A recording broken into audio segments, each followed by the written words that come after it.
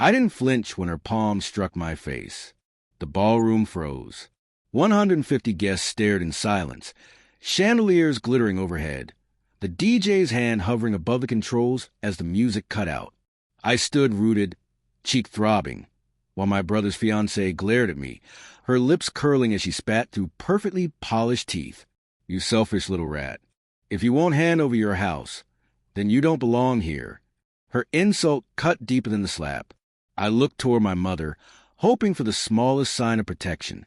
Instead, she stepped close, nails biting into my wrist, and hissed a warning meant only for me.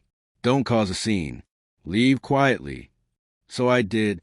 I walked out of their wedding reception like a shadow, face burning, pride in tatters, but my mind already sharpening like a blade. For years, I had been their safety net, the reliable one, the one who worked overtime, kept the bills paid, restocked the fridge when it was empty. When my brother couldn't cover his rent, I stepped in. When my mother buried herself under credit card debt, I bailed her out. And when his fiancée entered the picture, I welcomed her as if she were blood. I even covered wedding deposits. $12,000, never once asking for repayment. I thought loyalty would count for something. I was wrong. The betrayal didn't begin with the slap. That was just a public show. The true betrayal happened weeks earlier, when I overheard her at my mother's kitchen table. She whispered to my brother that my house was wasted on me, that it would be the perfect starter home for them.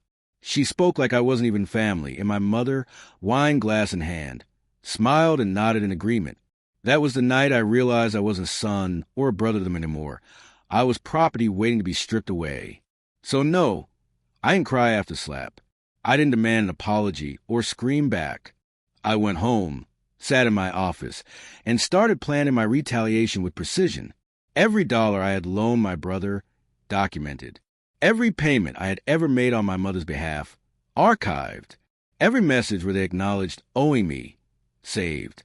Step 1. I hired a lawyer, not for a lawsuit yet, but to draft repayment demand letters.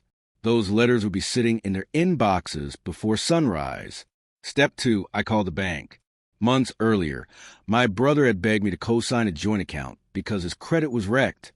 That account, which his fiancée had been secretly using as their wedding emergency fund, I froze completely. Step 3. I filed a small claims case for the $12,000 I'd covered in wedding deposits. Legal, documented, and now public record. By the time I was finished, every financial crutch they had leaned on me for was gone. The next morning, the storm hit. My mother called first. Her voice shook, not with concern, but with anger.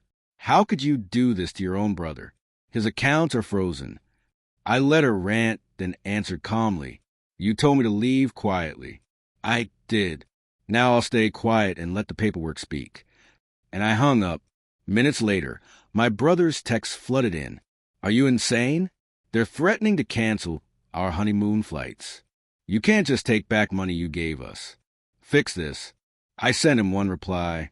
"Debts aren't gifts. See you in court." By noon, his fiancée was unraveling on social media, posting vague quotes about toxic siblings and jealous people ruining happiness. I ignored her.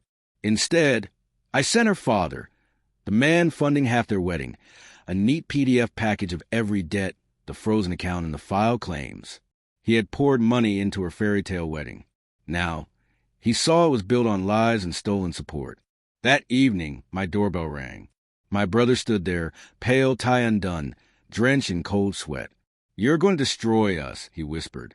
"No," I said evenly. "You'll do that yourselves. I'm just cutting away the safety net." He swallowed, unable to argue. He knew the truth. Every receipt, every dollar, every message was evidence stacked against him. For the first time, I saw fear in his eyes. Not fear of losing me, but of living without my help. Within a week, the fallout consumed them. Their honeymoon was canceled. Wedding vendors demanded new deposits. Creditors circled. And word spread quickly through the family. Whispers shifted from applause to condemnation. How could they treat their own blood that way? As for me, I stayed silent. I didn't need to shout my side of the story. The document spoke louder than I ever could. Justice isn't always loud. Sometimes it's surgical, calculated, silent. That slap was meant to humiliate me, to shrink me down in front of a crowd. Instead, it ripped away their mask. They wanted my house. They wanted my silence. They wanted my obedience. Now they have none of it. And when I think back to that night, it's not the sting of her palm I remember. It's the silence that followed.